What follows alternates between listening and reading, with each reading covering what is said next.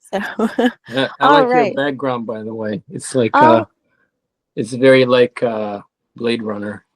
oh yeah. Yeah. Yeah. I Yeah. was trying to find something nerdy, so it totally Yeah. works. Yeah. Yeah. Yeah. Okay. All right. Welcome everyone to Business for Nerds. Business for Nerds is a DBA of Attainable Vision, and we're all about helping people build businesses or side hustles they enjoy working in. We chat about nerding out in business, life, writing, diversifying income, and other topics. One thing I truly believe in and keep seeing as a force multiplier is collaboration is key. And speaking of collaboration, today I have a special guest, Alexander Semenyuk, who is amazing at collaborating and supporting authors and newbie authors. And so before we dive into that book, let's talk about Alexander a bit. He's a Ukrainian American author with an impressive catalog of over 30 books. How many books? Is that right? Yeah, maybe 40 now, but I'm not sure. Oh, I've got old info. 40 books. Oh my Maybe, goodness. maybe. I would have to count now. I know. That's so awesome. And his works blend deep emotional insight with thrilling narratives. And I also noticed and of course, It Comes in the Dust. Paradise Harbor was mentioned, which was so cool. I loved that. I love it when authors and film people do that. I can't find my words already. Anyway, so I don't know if I introduced you right. Did I? I think I said your name Yeah, yeah, right. it was good. Yeah, that's correct. Yep, Semenyuk. Yep. Okay, very cool. So, welcome. I did want to say thank you so much for supporting me with my writing.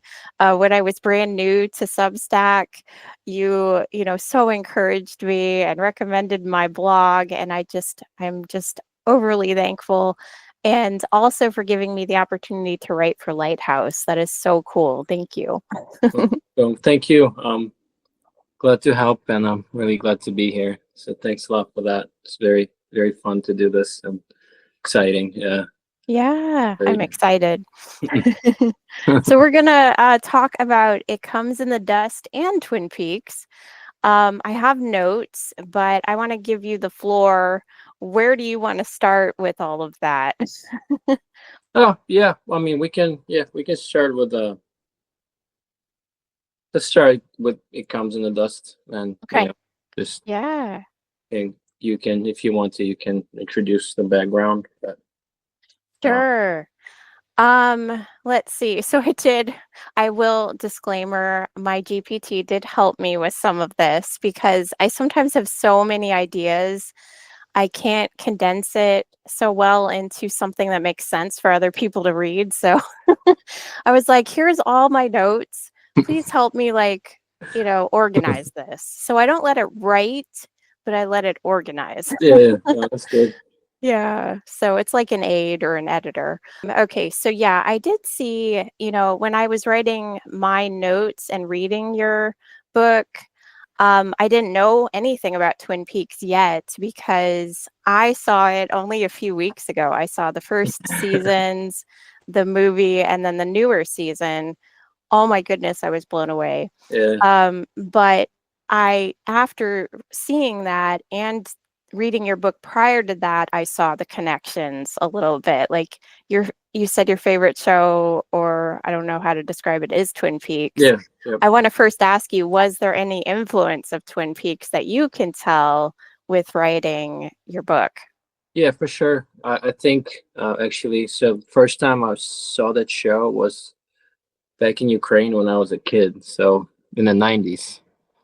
So it's interesting that I always had like vague memories of it, but they always stuck with me. And I think Mhm. subconsciously, some of my like the way I wrote some of my investigators, detectives in earlier works were influenced by it, but I only realized how much when I rewatched it as an adult. So it was so funny and interesting to see how the even the main character has some traits that I have myself, like the being obsessed with coffee, loving like cherry pie and stuff like that. So it's very funny, and it just made me wonder psychology wise, how much of it did go into my brain in the Oh. back of it, the back of my mind. So yeah, but right when I was writing, it comes in the dust. It was very conscious at that point because I have rewatched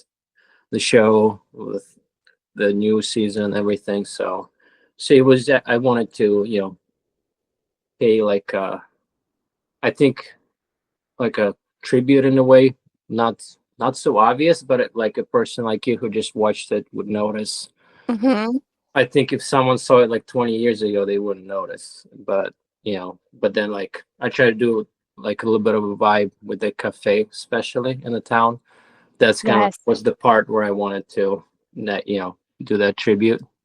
So yeah, Oh, yeah. I can totally see that now. And it's so, my coach often says when we visit material, sometimes, well, often we're growing and changing as we revisit it. So it's almost like we see new things as Mhm. we're, experiencing life.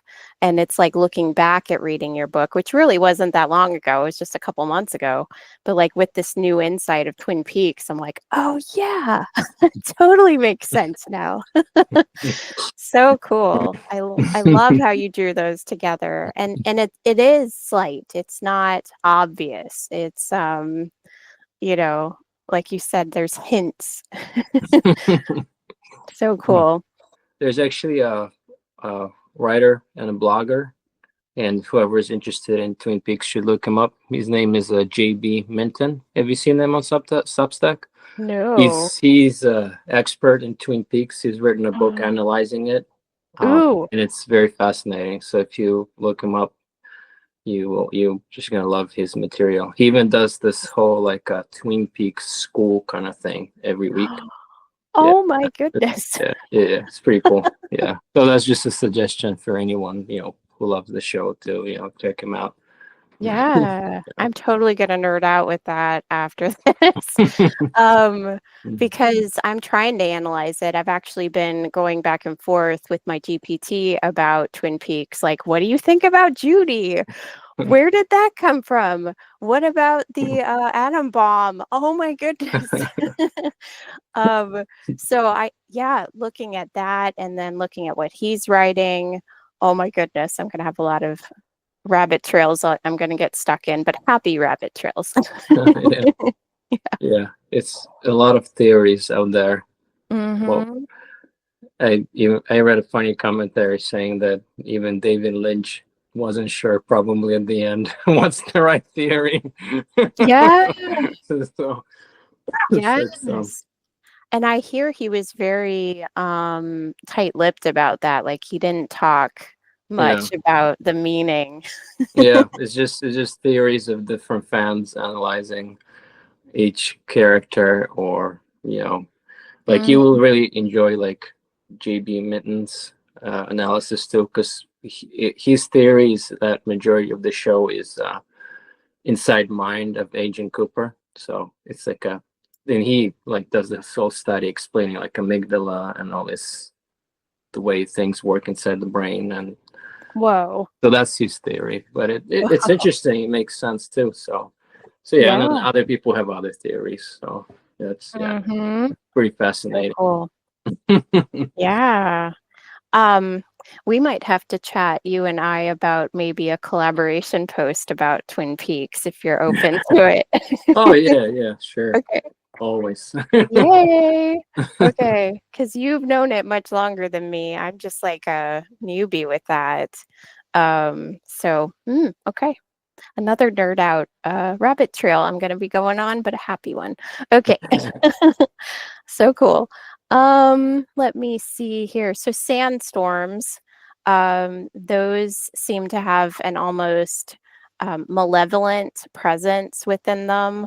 And I love the slow burn, that it's like you're just slowly introducing, but kind of like Lynch did, Lynch and Frost, that oh my goodness. There were points in that show where a person's walking up the stairs and I'm like on the edge of my seat, What what are they gonna Yeah, find behind that, yeah, wall?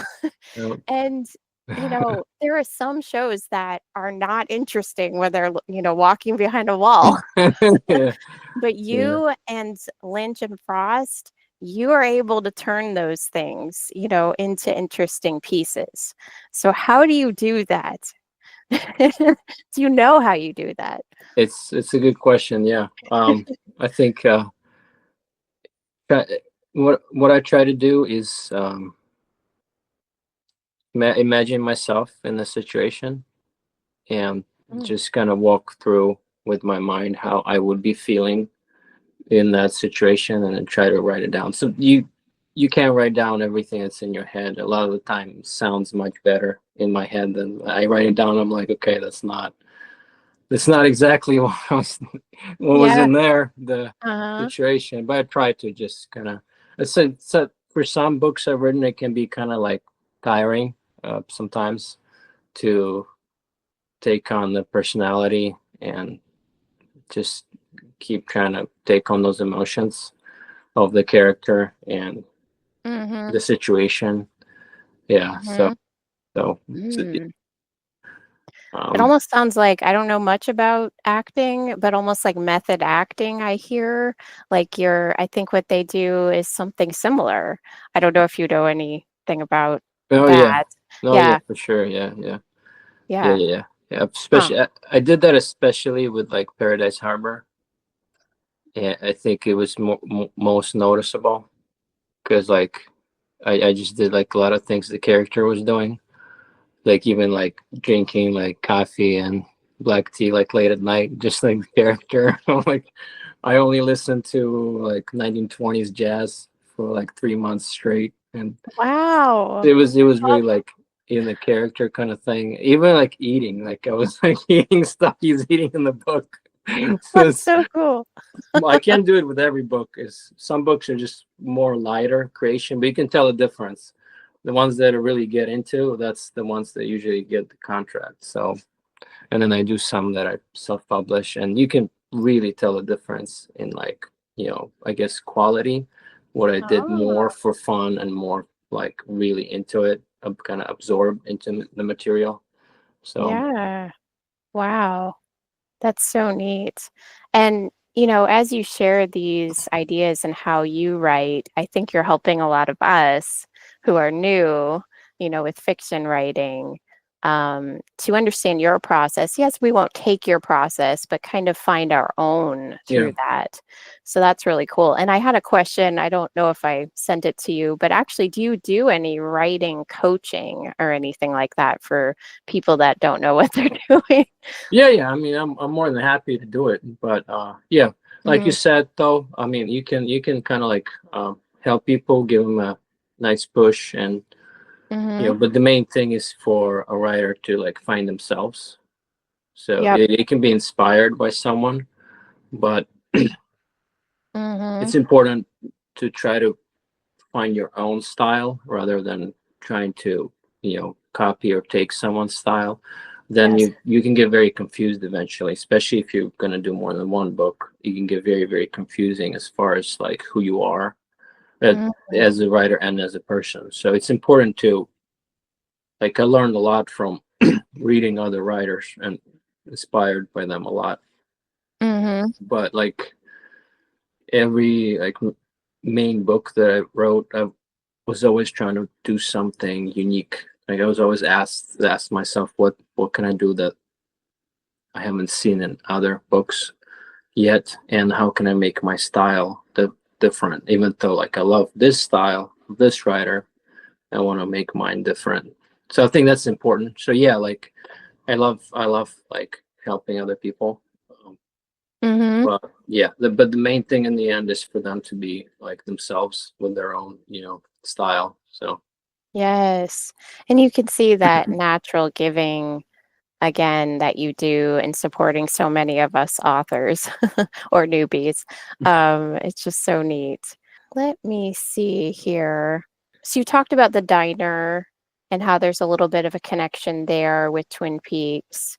And I'll have to edit out all my ums. I have so many. all right. What other word could I say? There it goes again. let's see. There we go. So the isolated town, that is somewhat similar. What inspired you, I guess, to write It Comes in the Dust?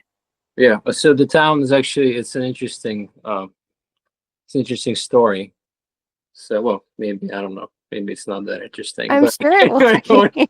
when I was in 2016, so that's like a big gap between when I wrote. So I wrote It Comes in the Dust 2023, I guess, and got a contract.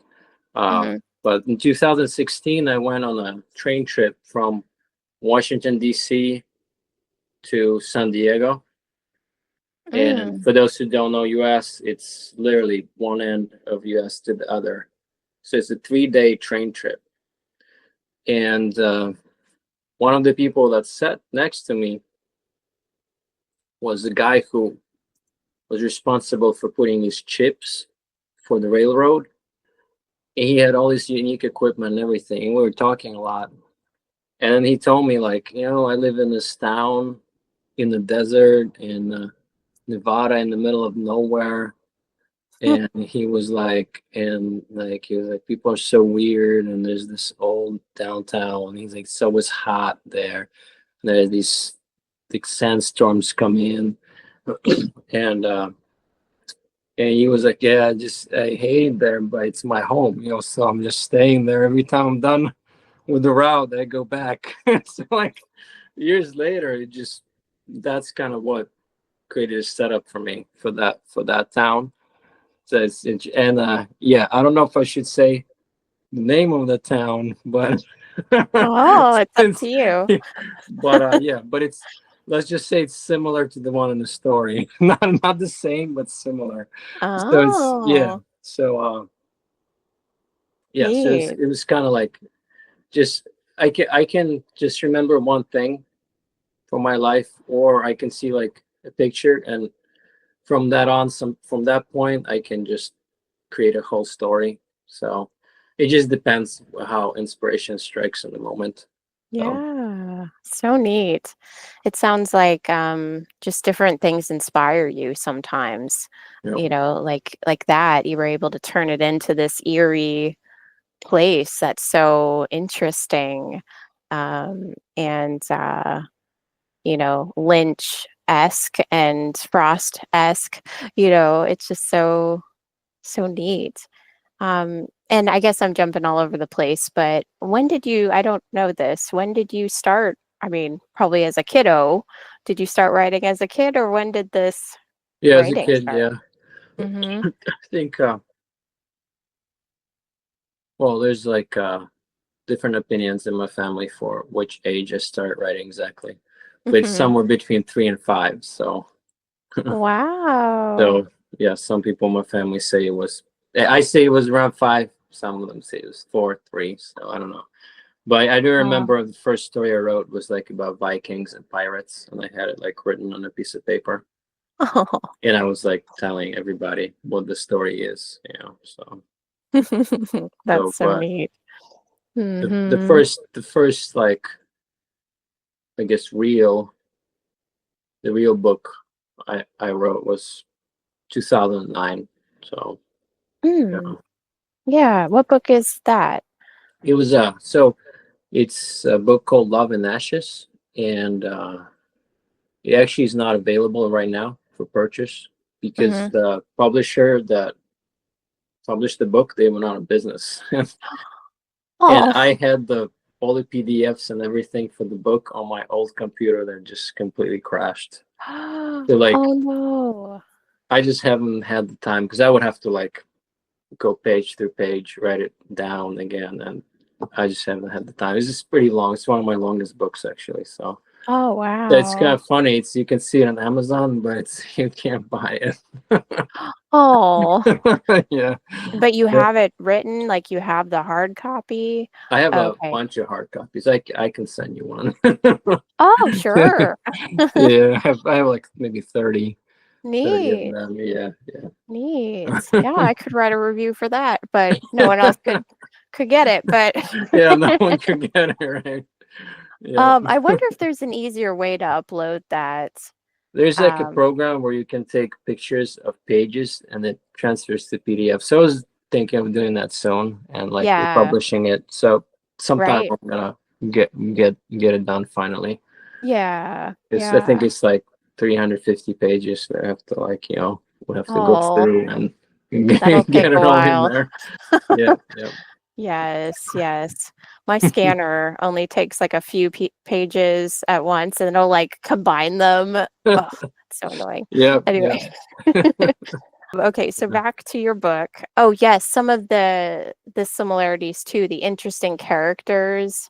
There's a better word for it than that. I wrote it down here somewhere. What is the word? Quirky. Yes, there you go. The Yeah, quirky characters. yeah, yeah. Yeah. Definitely. It was one of my goals for that particular book Yeah. to create that. Mm-hmm. I think most of my recent books I try to do something like that. But that one, I guess, in particular, just very strange people, and yeah, Mm-hmm. Yeah, I could it's picture them in my mind as I was yeah, reading it. very specific things about each one. So it was fun. Mm-hmm. It was fun. Yeah. Some parts that I left to myself. Uh-huh. I do that sometimes when I'm writing. I'm like, oh, this will be fun. Yeah. But Yeah. I mean, I based them, some of them, on like real people, like ridiculous people that I've seen like in sports or news or whatever. So mhm. yeah, yeah, which makes it even more fun for me because like I have that real person in my head, and it's just so ridiculous. Yeah. So you're reading it or you're remembering it and you're like, that was that person. No one else knows that. What else? There are just so many parts to it. Oh, I don't know if you want to comment, but poor Elvis. Oh, yeah, yeah, yeah, yeah. Yeah. The bird. Mhm. Mhm. Yeah, yep, yep, yep. Uh, Yep. it's yeah, it's on the cover too. I have the book right here. Yeah, right Oh, there. cool. Yeah, Yeah. yeah. The publisher did a good job with the, getting the Mhm. bird and the guy on the porch. I love animals. I think a lot of us do, you know. What inspired Elvis being added? Yeah, usually yeah, I love animals too. So, Mhm. like the most recent book, I just actually just got a contract for this week. Oh, Uh, yeah. the main characters are a dog and a guy. It's like a post-apocalyptic book, but Yeah. I love having animals in my books. And I think it Mhm. also like can show a human, more how would I put it? Like I think when a person can connect with a nature and an animal, it shows their humanity more of that character, so you can bring out more the character and you can understand them more. If a character is cruel to an animal or Yes. doesn't care for the animals, that can also psychologically bring out, some in your head how you're gonna feel about that character. Yes. So I think Whether that, you love them or hate them or in between. yeah, Mhm. yeah, yeah, yeah. So yeah, they have Yeah. it in many of my books. I would say there's like an animal or Yeah. something that has to do with it. Mhm. Oh, would you say the entity and it comes in the dust is something that could exist in a David Lynch story?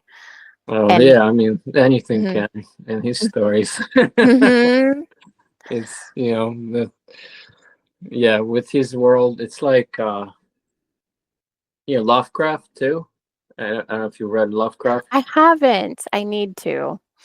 I think I mean I don't know if I read if David Lynch was inspired by him too, but I know a lot of people have with all these different movies and stories and video games and like a cosmic horror style. So yeah, it kind of like anything goes.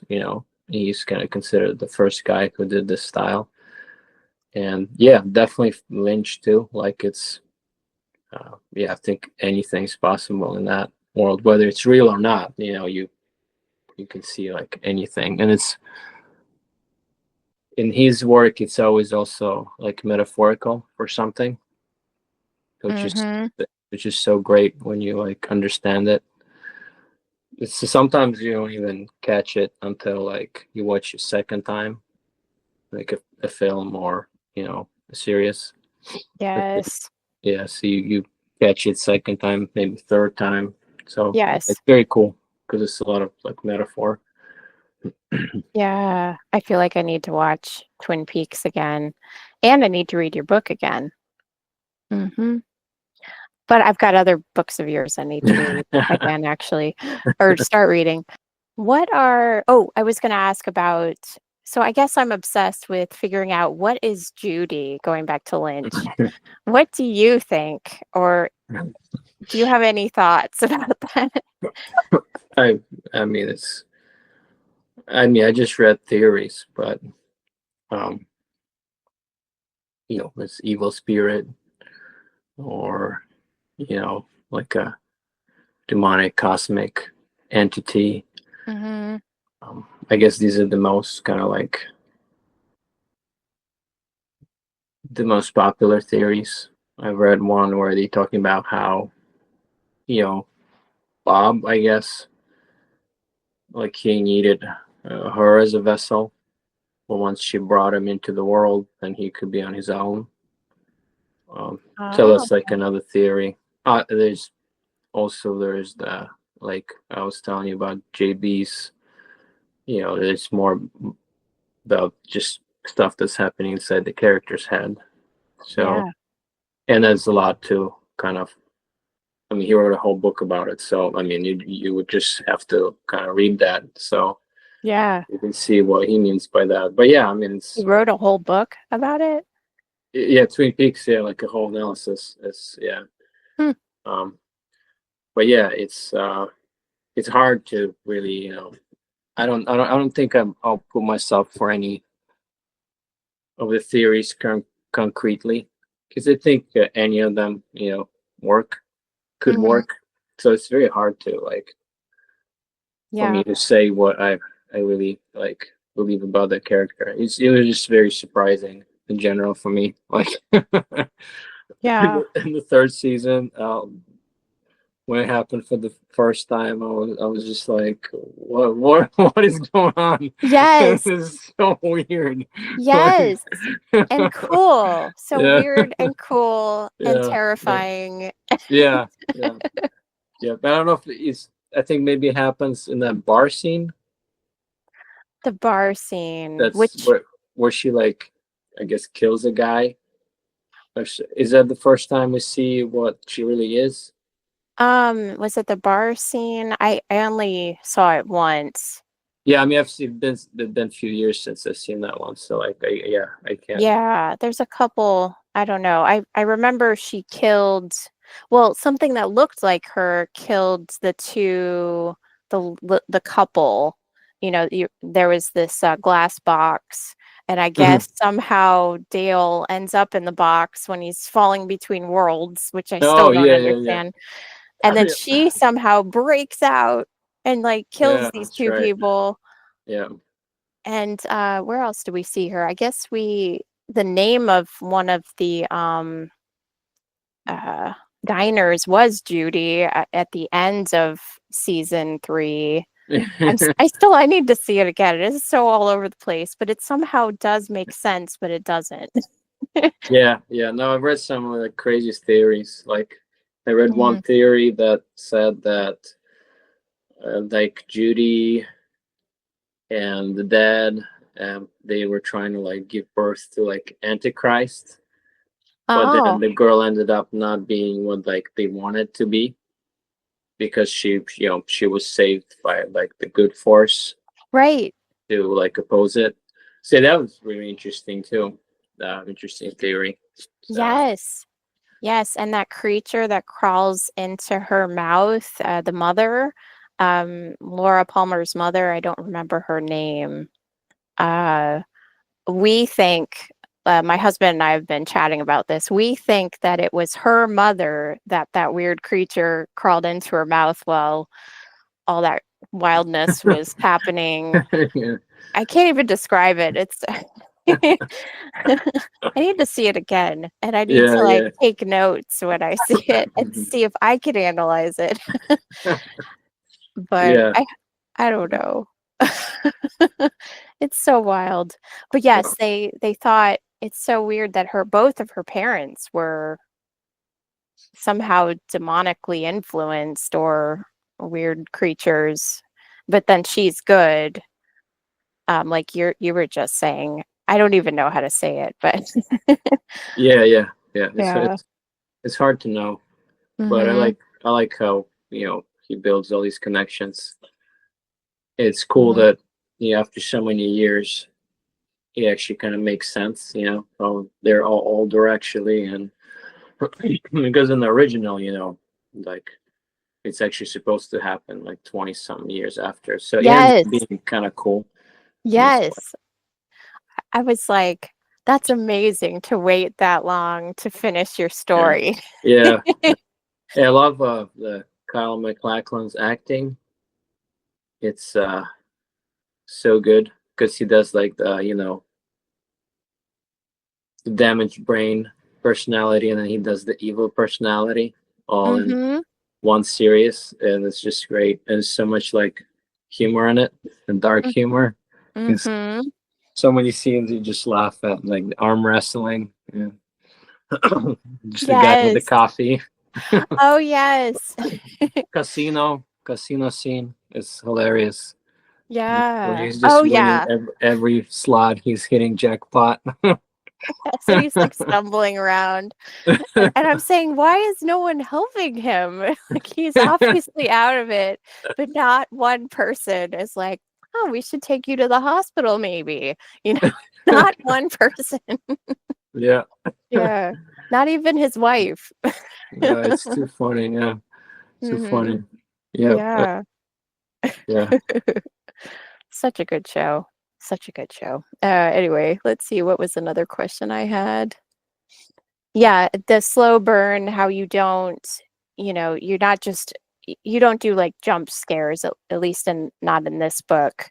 I'm still, just even starting to read your other stuff. How, I wonder with writing, is there part of you that wants to add something that's like, oh, it just happens? Or, do you ever get impatient with your own writing, like, oh, let's get to the next scene? Or I know that's an all over the place kind of question, but No, it's good. It's a good question because, like, I've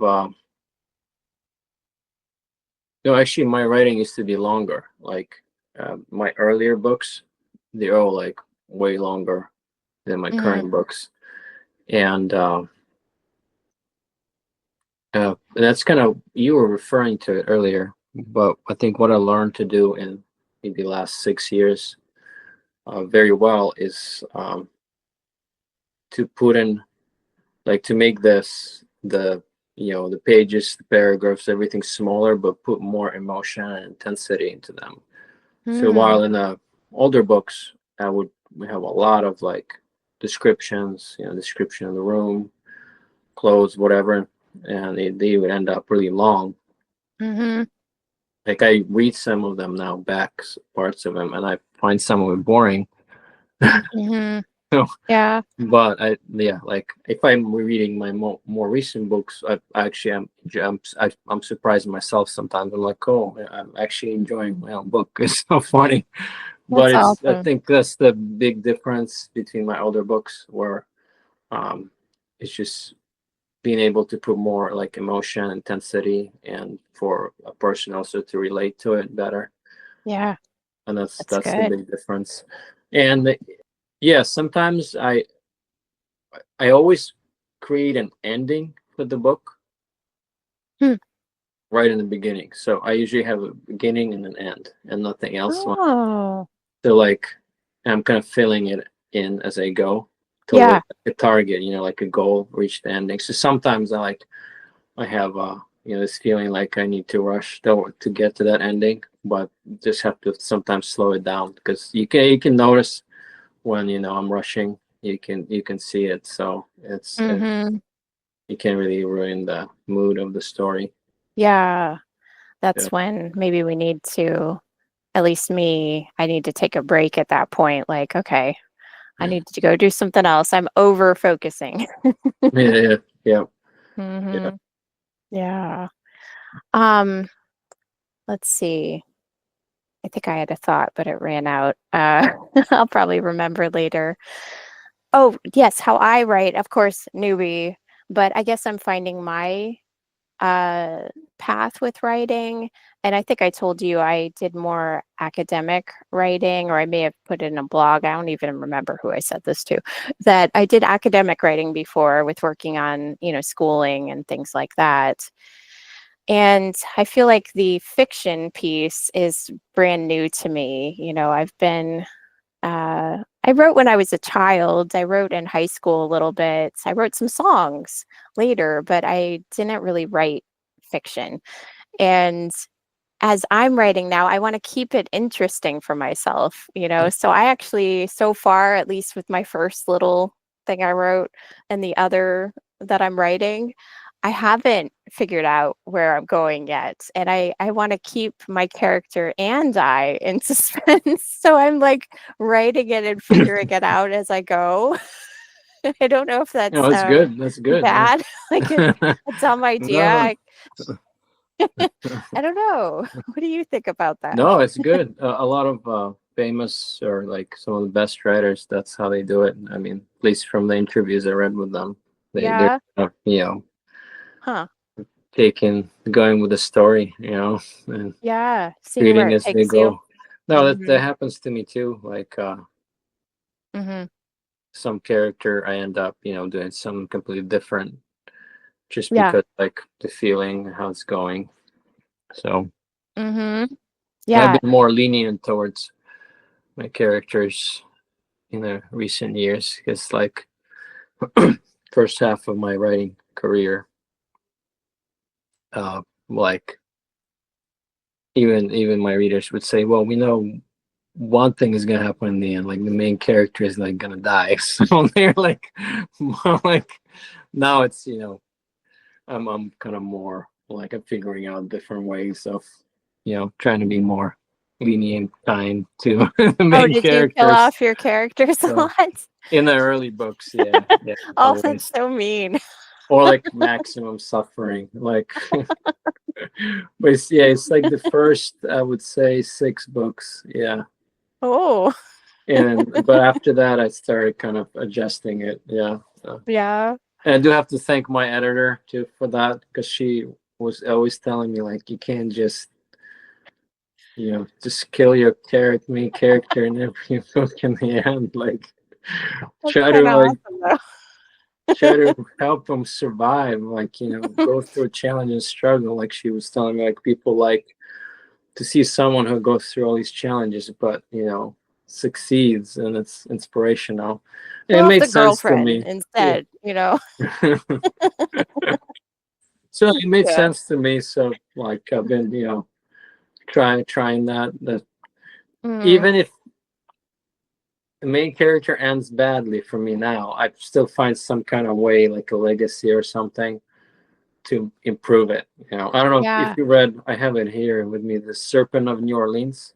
I have it. I haven't had a chance to read it yet. It's on my to-do Okay, well, list. I won't say any spoilers then. Okay, thank you. But yeah. Yeah. We'll talk about it. Okay. We'll We'll talk have about to. Yeah. it. You'll have to come back on the show and tell me about it Yeah, after I sure. read it, if you're okay with that. Oh yeah. Okay, cool. Yes, I keep getting stuck. I was just talking with my coach about this. Like my I have well, I'll just say it. I have ADHD. So I could be pulled in 10 directions and I will go in all 10 directions and not finish one thing. Now, how did I run a business? Well, that happened. Well, because I was able to focus in that. But sometimes I just get stuck in rabbit trails. So it's on the list. I just need to make sure Oh I yeah. read it. No, I mean, but it's yeah. I mean, it's good too, because like Mm, I think people who have these type of issues are also like really creative.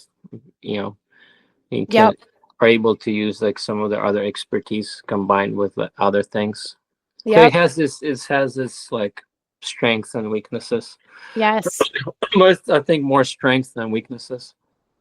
Thank you. Yeah, I was Yeah. talking about that in some of my writings, because I get the pain with it. But yes, there can be a lot of strengths. We just need to hone our superpowers. Yeah. You can. I think especially for writing is good. Yeah, Hmm. yeah, yep. And you can really create interesting characters and situations. Yes, Yeah. yes. But I do like that you figure out kind of the end, because then you know you're going in a direction, whereas maybe some of us could go down a path that we don't want to go on if we don't have some structure. So, probably finding some balance would be good for me at least. Yeah. You Um, know, Good points. I'm writing a new book, and I was just telling my wife today, like, that I'm confused myself because, like, I'm always trying to do something new. So I've never done this before, but have you read Station 11? Station 11. I've heard of it, I, I think. I haven't I read highly it. recommend it. Yeah, highly recommend it. But Hmm. it's this style where you jump from, like, let's say you say here's year 2020, and here's this character, and then you say, okay, here's 20 years from now, different character, and here's 5 years before 2020, different character, and it's different chapters, something happening, but you're slowly connecting it all. And Oh, I'm trying to do that in my new book, and I'm just writing notes, trying to make sure I remember what's each character's task. And so like, this is gonna take me a long time, probably, this book, because it's like it has to make sense in the end. So I've just written this graph where I have each year what happens, oh, major thing that happens. I have the yeah. ending. So on the graph, I have all the connections. It's just about writing the chapters without messing up now. Yeah, you have to have structure with that type of writing, it Yeah, sounds like. yeah. Yeah. Speaking of reading back over your writing, so I was reading back over my short story that you allowed me to be part of that anthology, and thank you again. I was reading over when I was describing the computer sequence, and I was like, oh my goodness, this is so boring. I was reading my own stuff. I was like, I need to make that a little more succinct. So I totally get what you're saying about reading over your own stuff, Yeah, and you're like, "Oh, I could have improved that." yeah. But that's how we grow, I guess. Yeah. No, yeah, like my longest novel, uh, it's called The Last Wolf of Erlith. It was, I think, my fourth book, but it's long. It's almost 100,000 words. For me, that's long. Some people just can do that, every book. But Yeah. for me, that's just super long. But it took me like a really long time to write it because I was like working a lot during that time, like extra everything, Yeah. and I was just like literally writing like a few paragraphs every night. Wow. And yeah, just looking back at it, and it's like, and you read it and you just get the feeling that's like someone is like laboring over it, and it's You so weren't funny. enjoying it. I mean, Mhm. I love it just for that reason because it's so long, and I know like it was such a hard kind of labor for like 2 years. So I love it in that sense. But as far as like I read it now, like I know I could do so much better. So it's kind of funny. Yeah. That you can see our growth. Yeah. You can see your growth in your writings. I can already see it in my tiny bit of writing. Yeah, you That, just gotta keep doing it, and yeah, yeah. it's getting better. Hmm. So that leads to, I guess I'm going off the cuff here. What are some kind of guidelines, some tips to us newbie writers to help us keep going when we face all kinds of obstacles, like people not reading our stuff, or not making any money yet? What are some tips you think? Yeah, I think it's the number one thing would be, and we mentioned this earlier, to like not lose yourself and be true to yourself no Mm-hmm. matter what. And it can be hard because some things can be tempting, to copy, or you see someone who wrote like a story that has huge readership and you want to do that exact same thing. But Yeah. you have to stay true to yourself, or you can lose yourself, which is much worse than, just not, writing, or how you, it's the main thing is to stay true to yourself Yeah. and to grow as a person. I think that's number one thing. Number two thing I would say is not to um, worry about the critics too much, because there's always going to be a person who's going to hate your writing, no matter how good you get. You can be you can be a Nobel Prize winning writer, and you're still going to get 1-star reviews on Amazon. I mean, it's Wow. just how it is, like Wow. that's literally a real example. Ouch. Like, for example, like I've been to, my favorite book, Silence. It's a faith-based book. Scorsese made a movie based on it. Hmm. But yeah, I've been to like the Amazon reviews of it, and then some people give it 1 star, and then they write what they hate about it. It's so you can have literally like one of the best books ever, and Yeah. you're still gonna have people who hate it. So you shouldn't just worry about what others think. You just stay true to yourself, and the more you write, the more you improve. Mm-hmm. So next tip I would say is really pay attention to the world around you. Like, pay attention how people talk, or if you're sitting somewhere in a cafe or something, see how people speak, how they react to certain things. And that's how you can create very realistic characters. Because Mm. if you're just creating from your own mind only, and the characters are just going to be all like you, more like you, it's going to be harder for you to create an authentic people That's in your good. stories that are, you can tell they have different personalities. They're all going to seem and sound the same. So Yeah. I think it's important to just observe the world around you. And I know some writers in the past, they really used, like, they loved using the family. If they were from a big family, they would base Mm-hmm. the characters on like brothers, sisters, nephews, cousins, Mm-hmm. dad, sister, brother, whatever, grandparents. That's good too. Like, you can, yeah, you can create characters out of family members, see how they behave, and see how they make you feel, and then you have a character you can put in the book, name them differently, but it's the personality of your like nephew, or something Yeah. like that. So I think that's a good tip for like creating the characters. Yeah. Yeah, same thing with creating like real emotions and people's and fears. You can put in your own fears and emotions, but also see how other people react or what they get scared of. um, Ooh. Even if you watch like the news interviews, or you read something online where someone's commenting on something, you can kind of see how people will react to certain. Mm-hmm. So yeah, it's just good to be like with an open mind and not Mm-hmm. so that brings the next point. I think it's important not to also be writing just from one perspective, as far as like I guess more of a political mind goes.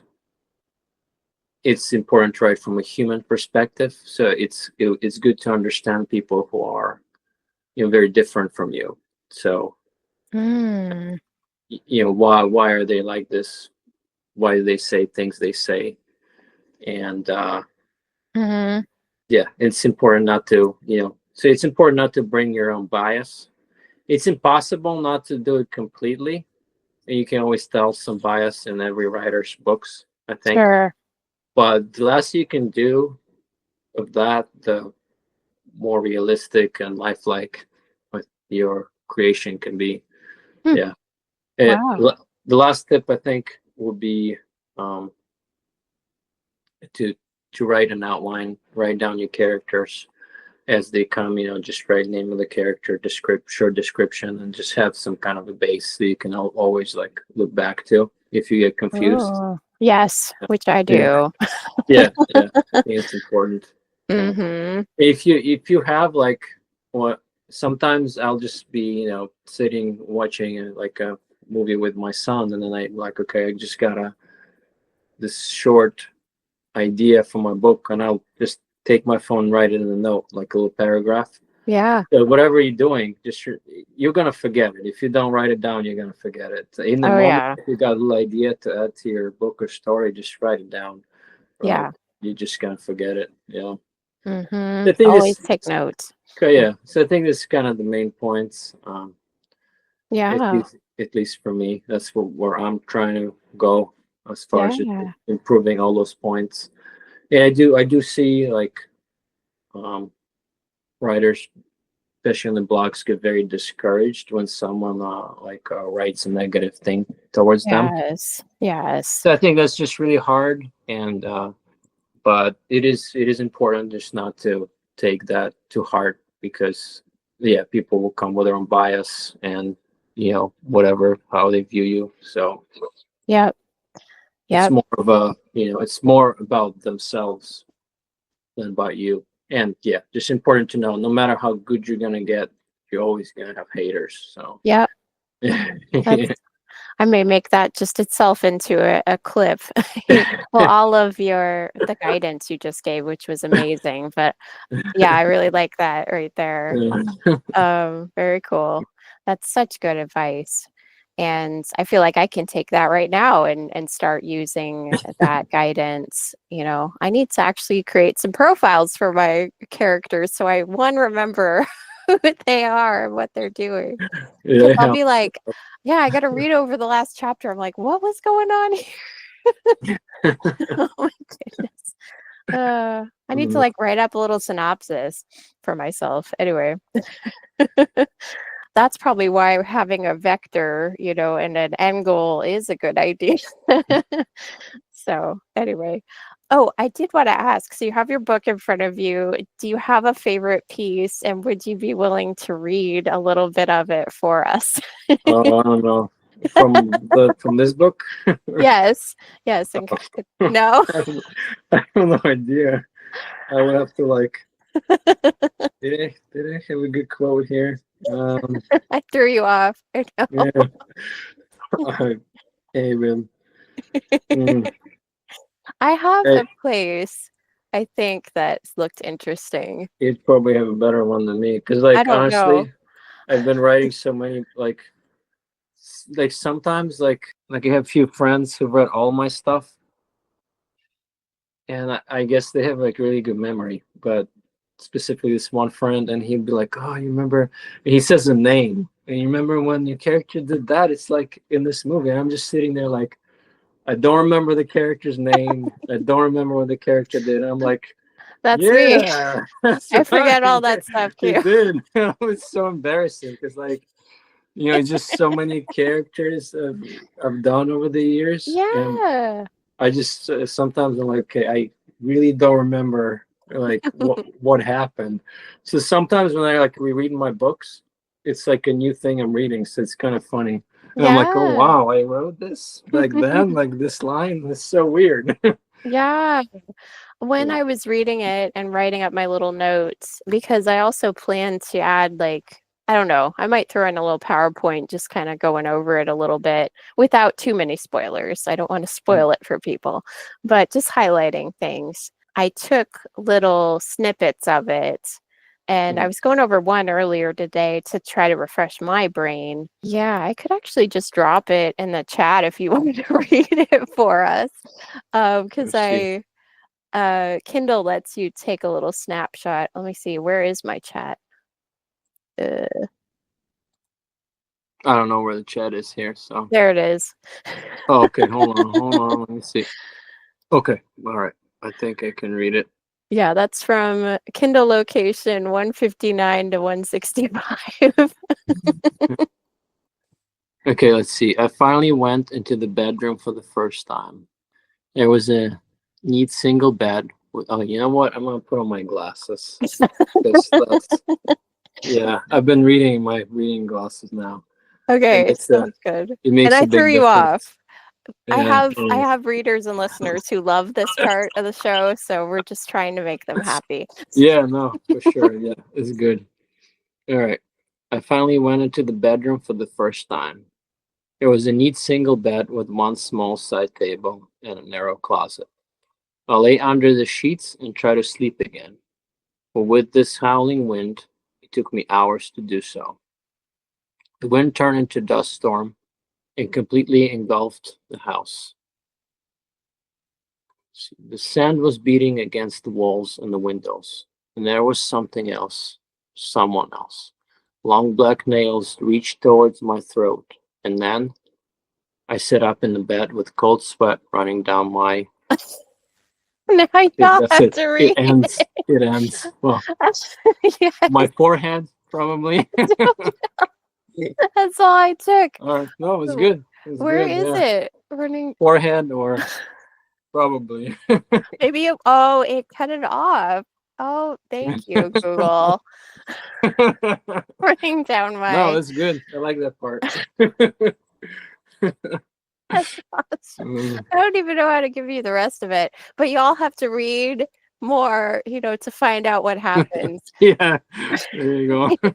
Could you tell us about, speaking of the long black nails, so that's, I guess, the monster thing. Could you tell us a little bit about that? I know we're going on. If you have a little bit of time. No, no, I'm fine. Yeah, it's good. I can go as long as whatever. I Okay. have time. Yeah, yeah, yeah. Yeah, no, the monster.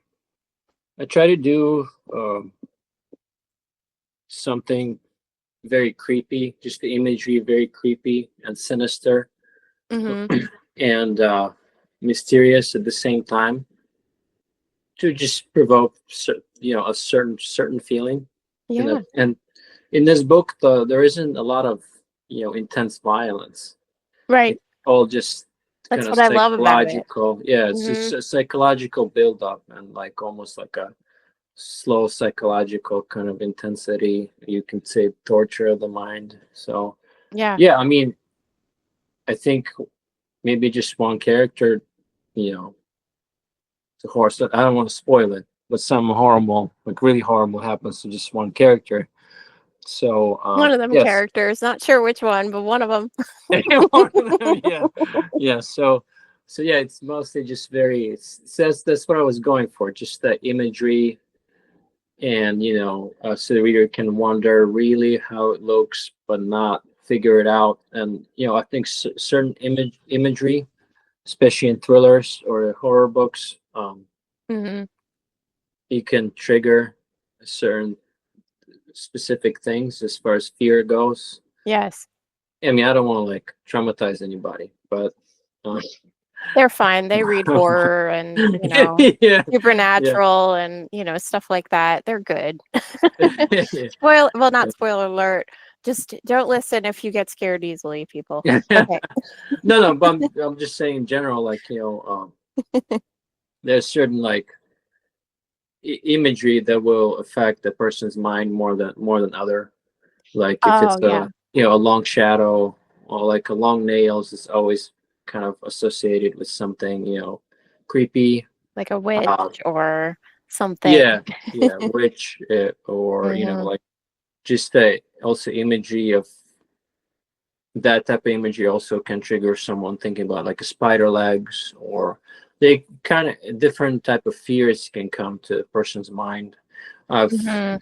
Not Lucas the spider, but other types. yeah, yeah, some worse. Oh, I had like one friend. She said she was reading not this book, but some similar. The Mhm. Breath. It's a short one. The Breath. I don't know if you've seen it, but it's. Oh.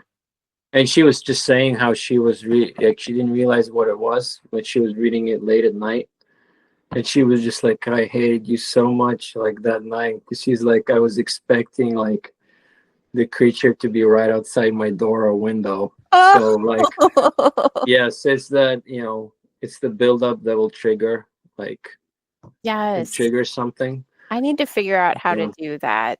I need to do you do that with a lot of books? Would you say that you have this slow burn? some, yeah, like Yeah. so I would say uh I can go through them real quick. Just the ones that had a traditional publishing Mm-hmm. with this. So I've had seven traditionally published books that are out, and then have two more that are contracted. So Paradise Harbor. Hey, you've read Paradise Harbor, right? I Or haven't yet okay, either. It's on my to-do list again. that's like Paradise Harbor is actually very fast paced. Like it's Yeah. very different from this book. When you read it, it's just it's almost like a nonstop action. So Mm-hmm. it's constant intensity and it's long. So it's a Yeah. longer book that keeps like intensity constant, and you just keep going, going, going. And the only breaks you get is conversations between the characters. Nice. And so the second Paradise book and the third's a trilogy. So second and third is more like calm. But the first one Oh. is, and the first one is pretty popular. It's like my most read book.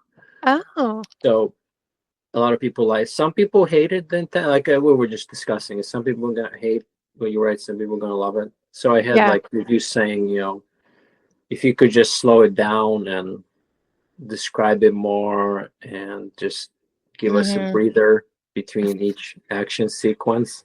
Just put it down, dude. Go Yeah, do something else. yeah, but some people were like, "Oh man, it's so good, like it's action after action." He's like, "I could barely breathe, but it's so, I love it." So it depends Yeah, on the person's personality. sure. For the second, third in that trilogy, I think the build up was a little more slow burn. Mm-hmm. Then I had this book called A Peaceful Town, and that's a unique book within itself because that's the first time ever I made a main character an evil character. So Mm-hmm. it takes place in a small town, and each chapter is a different character in the town. But Ooh. this character reappears almost in every chapter, and he's a killer that no one can figure out who the serial killer is. Ooh, And interesting. then he has his own chapters also, and he's the main character. So it was a little draining actually to write that book, because then I had to like put myself, in the thought process of like a bad person, like a Sure. really bad person. So Yeah. like, so it was like draining, but I was extremely pleased with the end result, and Mm-hmm. got a contract for it. So that was really nice. Neat. And then the Serpent of New Orleans was next, I know and that's in a similar vein. I know yeah, that at least. and so that one will have it's a mix of like some parts go slow, the build up, especially the first long chapter. It's a long Mm-hmm. build up, and then some parts go fast. So it's kind of like a combination of the Yeah. two. Then it comes in the dust. It's intentionally, mostly just slow burn, psychological. Um, and the next two that are coming, my favorite book that I've ever written, it's gonna come out later this year. It's Dark Aurora. It's my first sci-fi horror that I've written. Ooh, That's my favorite book that I've written. So I that don't have sounds a date. awesome. I don't have a date for it yet, but Oh, it's due, I think, summer or fall. I'm not sure. So yeah. we'll see. Yeah, Does that mean but it's done or you're still working on it? it's done. It's well, so once they give me a date, they also start their own editing, and Oh, it's usually very like it's a small amount of editing usually. They yeah. just polish a few like grammatical things. Yeah. Well, they just keep looking over it for grammatical errors, commas, Yeah. or and if they think something doesn't make sense in a sentence, they will let me know. Yeah. But it's usually a kind of fast process with the editing. So Mm-hmm. yeah, Yeah. How did you, I know I'm jumping again. Um, how did you get, so you're published. How did you get there? Like, there's so many of us that are like, that just seems insurmountable. How could we ever get there? Um, what was your process? What would you yeah. say? So we discussed this part is that where you keep writing, you keep getting better. Mm-hmm. The the first book that I had with like a traditional publisher was my seventh book, Paradise Harbor. So I had 6 books before it. So I just kind of um, Mm-hmm. so it's another thing that I see often on the blogs and the writing community. All this stuff is that people get very hurt with rejections. Yeah. Some of them give up completely. Um, I'll tell you, like this book, this one, The Serpent of New Orleans. Um, I submitted it to 100 publishers, Oh, wow. and only one, only one wanted to publish it. So, Yeah. so I mean, you just gotta, and this is after I already had, like 5 traditional books. So you just Yeah. have to kind of, not give up. And like, if I had some books that I self-published that I knew that they were just not, discussed this before, where it's more like for fun project for me. Yeah. And I just knew that they were not going to be accepted by anybody. And also, like, kind of knowing that and Mm-hmm. knowing what the standard is important. But then you have to be kind of very honest with yourself. You can't have any delusions at all, because if every publisher, like, if you submit it, like I see people who submit to like 1 to 5 publishers and they're like, nobody wants me, or they're just dumb, they don't know what they're talking about. That's very small amount. Like, over the years, I've submitted to hundreds of different publishers. Yeah. So it's um Yeah. if, if nobody, like, you submit to 200, let's say, and everyone said, hey, it needs more work, or we can't publish it, then you have to improve. You can't just say everybody sucks. You Yeah. have to improve. So, There's something up. and Something needs to especially change. now, I look at some of these books that were early on rejected by like everybody, and I self-published. And yeah, I mean, I see my newer books are so much better. Yeah. So I get it.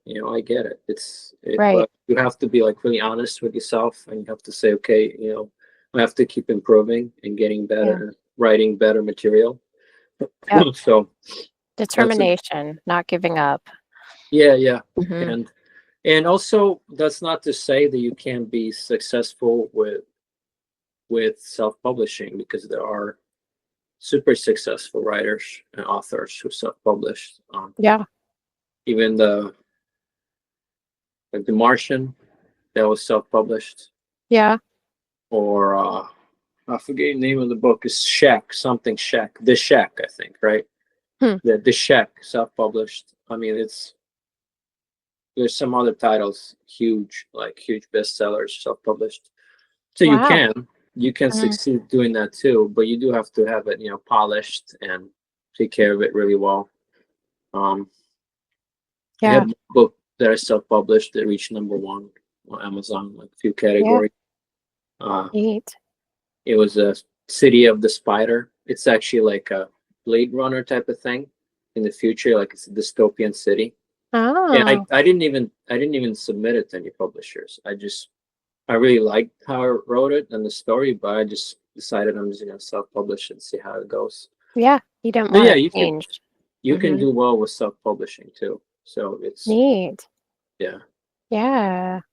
I've been hearing, and again, I'm still such a newbie, but that there can be scammers that are publishers, Oh, evidently, I heard. oh How yeah. do you watch out for them? I mean, this could take us down a whole nother rabbit trail, but just if you No, want to no, yeah, answer it's important. Yeah, it's important if they want you to pay, then that's it. They shouldn't do it. That's that. Okay. you Mhm. can if you want to, but so there's self-publishing, traditional publishing, and vanity publishing.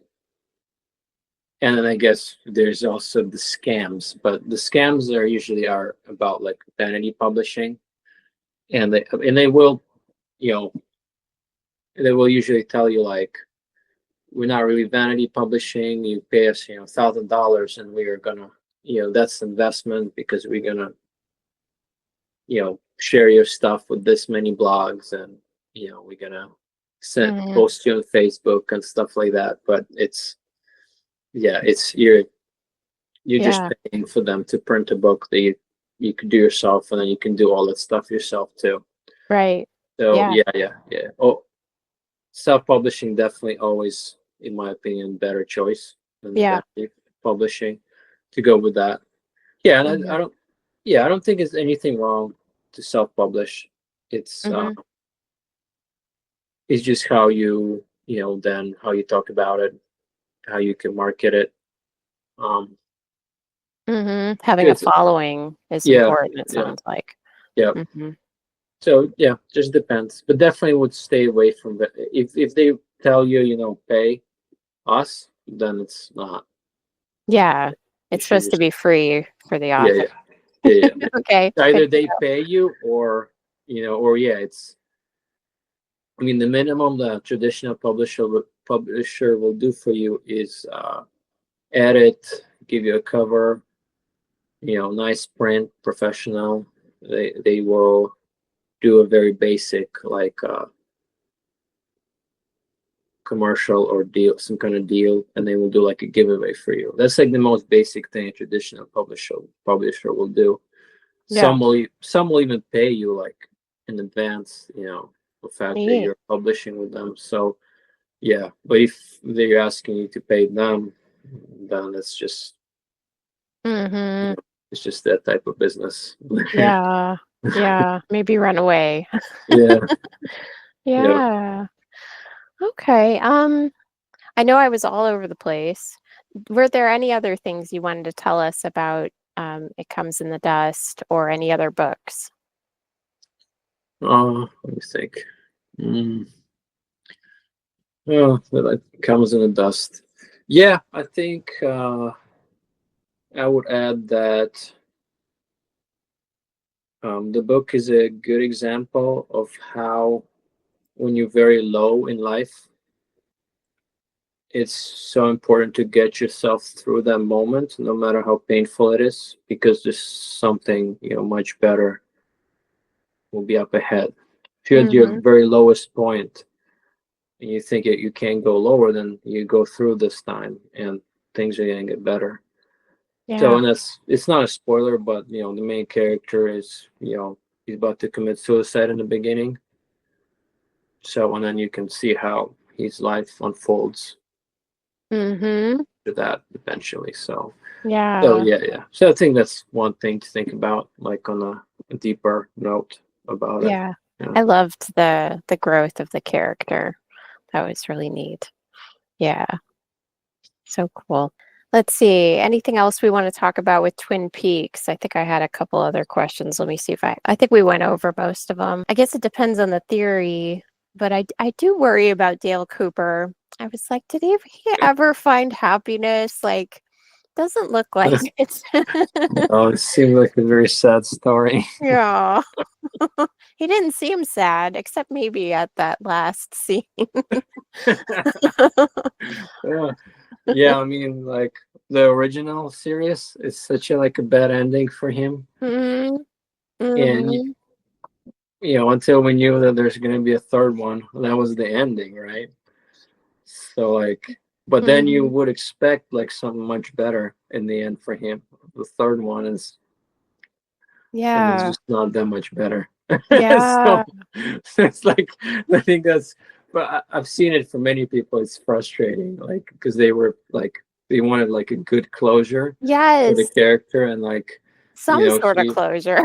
yeah, like he finishes something, he figures out some things, or he's just put him Or he somewhere blows in a up, small you know, house. like something. Yeah, or like he stays with that lady. I don't know, whatever. Just like give him something. Give him some small house he's living in the mountains. Doing like yard work. I mean, it's like, Yeah. but yeah, they just don't. Yeah, Yep. there's just no like closure for that character. Yeah. You just have to wonder Yeah. what's happening to him. Yeah. And that's the magic of those David Lynch and is it Mark Frost? Yeah, that's the magic of it, that we keep thinking about it and talking about it and writing books and blogs and doing podcast episodes about it Yeah. because we can't figure it out. Yeah. He was a great filmmaker. If Mm. you've heard of Mulholland Drive, Mm-mm. it's a film David Lynch did. I think, well, like for me, it's his best film, in my opinion. Not everybody Yeah. agrees, but it is by me considered like his best work. Mm-hmm. He originally he was actually so that film originally was going to be about one of the characters from Twin Peaks. The Whoa. Oh my gosh, her name, uh, the brunette girl. Brunette girl.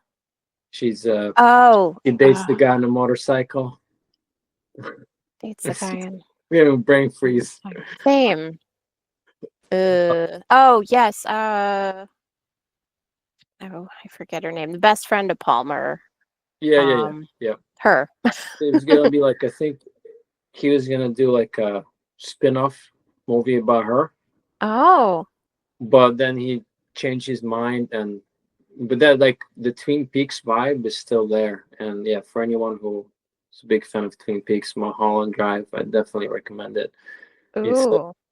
a very metaphorical movie about like Hollywood and how it can destroy a person's mind. This like thirst for fame and money and attention, how it can destroy a person, and it's like very metaphorical, very interesting.